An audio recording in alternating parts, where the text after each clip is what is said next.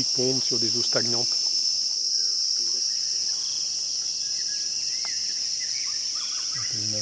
C'est des nymphes.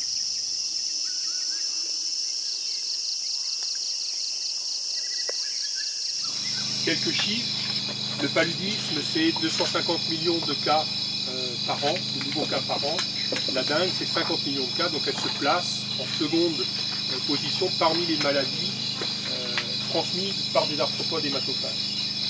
Ces virus ne naissent pas dans les villes, ils viennent de l'extérieur au travers de deux cycles, un qui se déroule en zone urbaine et un qui se déroule en zone forestière ou en zone très reculée. C'est ce qu'on appelle les cycles essentiellement selvatiques, parce que les principaux qui sont connus se situent dans des zones forestières et impliquent des vertébrés et des moustiques ou des tigres ou des phlébotomes qui sont inféodés à ces environnements très reculés, dans les forêts essentielles.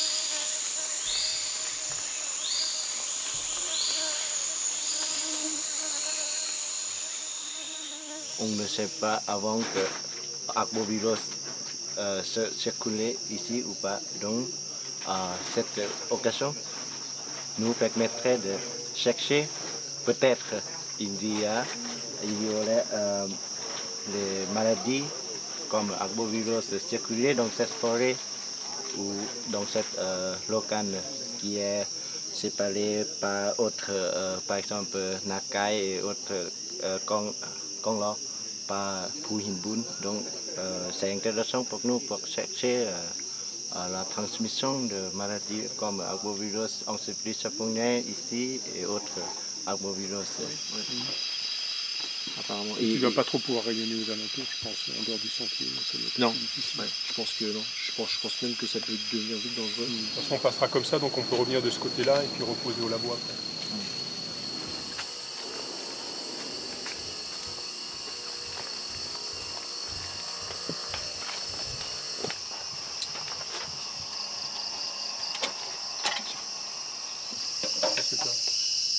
Il n'y a pas grand-chose. Oui, chaque jour, on va poser des pièces pour capturer les adultes moustiques.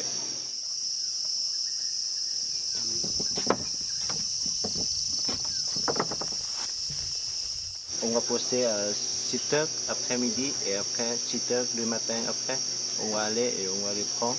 Après, on va mettre dans le freezer, le circulateur pour tuer les insectes et après on va prendre les moustiques pour identifier. Tu as de la place pour le capot aussi. Là il y a une nymphe. Ouais. Et là il y a une stade 4. Attrape la 4 là. Éventuellement la nymphe qui est à côté. On va le laisser, on le laisse complètement en eau, comme ça les petites larves vont continuer à évoluer, on pourra venir les récupérer ponctuellement. On n'est pas obligé de tout ramener au laboratoire. Et c'est un gîte qui est assez intéressant parce qu'il est en lisière, donc proche des espèces qui peuvent être strictement forestières, mais quand même relativement proche du camp. Donc on peut y retrouver également des espèces qui vivent proche de l'homme. Bon, on prend le relevé GPS, de façon à pouvoir revenir sur le même site. 19, ouais. 89, ouais. 27, ouais. 7. Ouais. Oui. Okay. Chercher des informations sur la plantation de rizières et aussi la plantation de tabac. Après, on va évaluer l'évolution de ça passe comment comme remplacer le tabac pour la rizière ou augmenter la plantation de tabac. Est-ce que ça peut améliorer l'encéphalie japonaise? Non.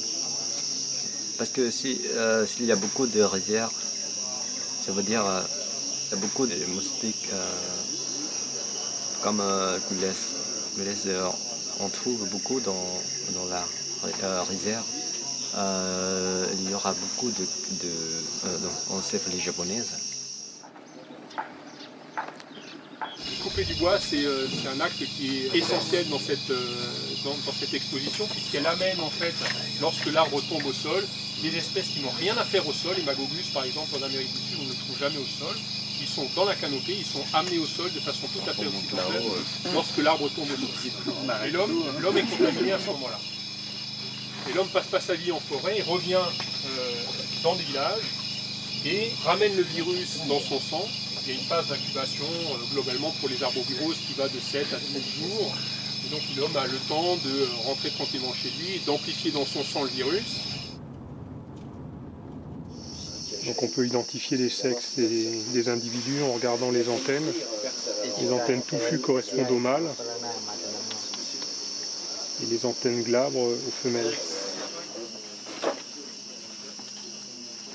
L'intérêt, c'est de nous offrir, au travers de la logistique de cette expédition, des moyens de pouvoir mettre en évidence des virus, soit qu'on connaît, soit de nouveaux virus.